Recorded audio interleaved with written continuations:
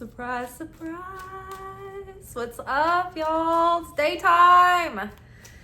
We are here for our weekly romance oracle message. I'm on my way out to work. Oh my God, y'all, there are like strangers now liking the Substack articles and posts and notes. So that is progress. Yay, I'm so excited. So thank you for those of you who are joining in and participating. I love it. You can find a link directly to my paid tier in the description box below. It's called Secret Teachings. That's the official publication of Elizabeth Rose, but you can also follow the public profile Elizabeth Rose for free, and that's where you'll get all of my content, videos, blogs, photos, all of it. So that'll all be there in one place. If you're a Patreon person, you can go do the same thing on Patreon, same content. All right, let's get into the reading. So our first card out is the High Lord of Gratitude and Service. Selflessness, humility, and conscious action. It's interesting because I was just listening to the podcast Spiritually Hungry, and that is hosted by Michael Berg and Monica Berg. They're the married couple that are the directors and stewards of the Kabbalah Center. And they inherited this from his father, who was a student of an acclaimed, Kabbalist rabbi, and so on and so forth. So anyway, long story short, they have a really great podcast every week, and they were talking this week about soulmate relationships and how most people don't really have the right perspective to start with about the expectations and what a relationship should look like and what it's there to really serve. And so they were getting into the point being that the only way that even a soulmate relationship will last is if both parties enter into it with selflessness, humility, and conscious action, consciousness in the way that they show up and treat one another, right?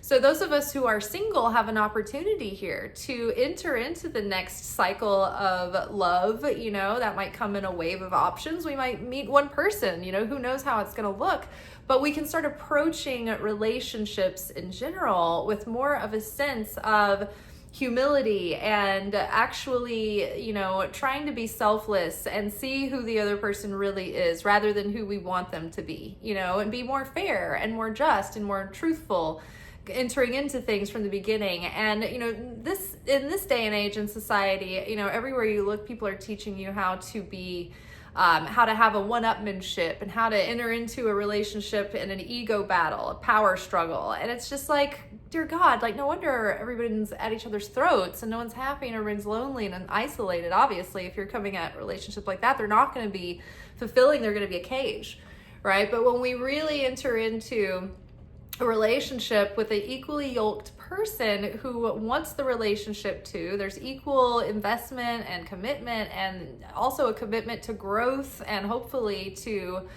growth in their faith as well. That sets you up for a different journey with different expectations. You understand that when challenge comes, you can grow through it, right? And you also have the wisdom and discernment to know how to spot when it is about growth and when you're entering into negative abuse cycles and things like that. So I think that starting with pairing with a person who also has that selflessness and the humility and the consciousness, someone who you can spot. And I think a lot of times we see that someone has red flags that they may not be awakened in those qualities yet, and we want them to be. And so then we push for a relationship, and then we want them to change because we see that they could be better, but it's not really their choice. And so we think that we're doing the right thing, and we're really not. We're projecting what we think they should be. Even if it's right, it's not their choice, right? So there's no coercion in love, there's no coercion in spirituality. And so it starts, I think, with a sense of selflessness and humility,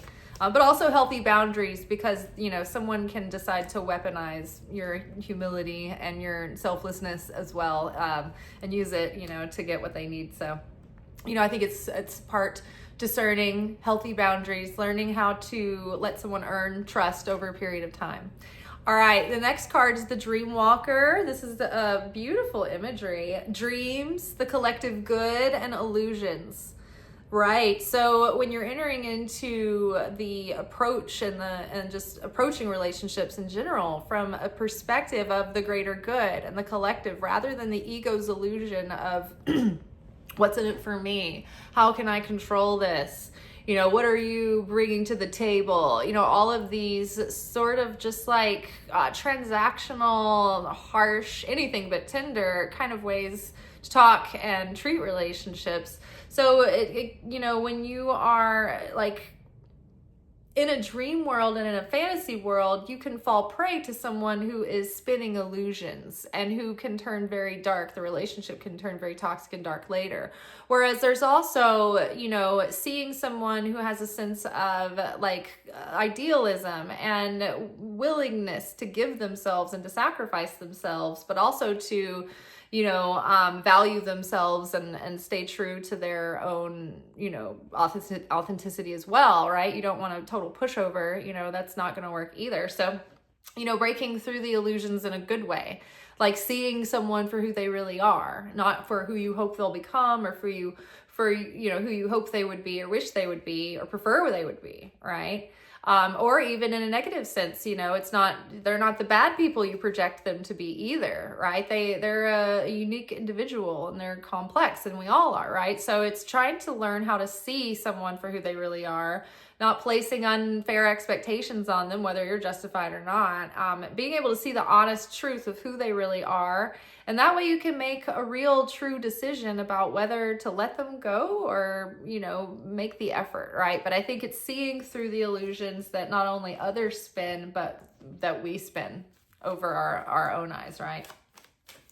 But holding also an ideal and a dream, and your dream relationship is possible, right? It wouldn't be in your heart if it wasn't, right? And so not settling for things in the meantime that aren't in alignment with that. So we have the camel boy, which is small steps and asking for help. So this, getting out there and meeting people may not be, something that's easy to do just on your own. It might be incorporating other people. Do you guys know anybody that, I might be interested in? Like any kind of activities I should go to? Does anybody want to go to any group things? Like, any good books I should read on attachment theories? Like, ask for help where you feel like you're hitting like a blind spot, right? And work your way into a community of activity rather than trying to get into situations where you might meet someone, right? It's like just be out there doing things and be ready when the moment occurs rather than trying to like hunt for the moment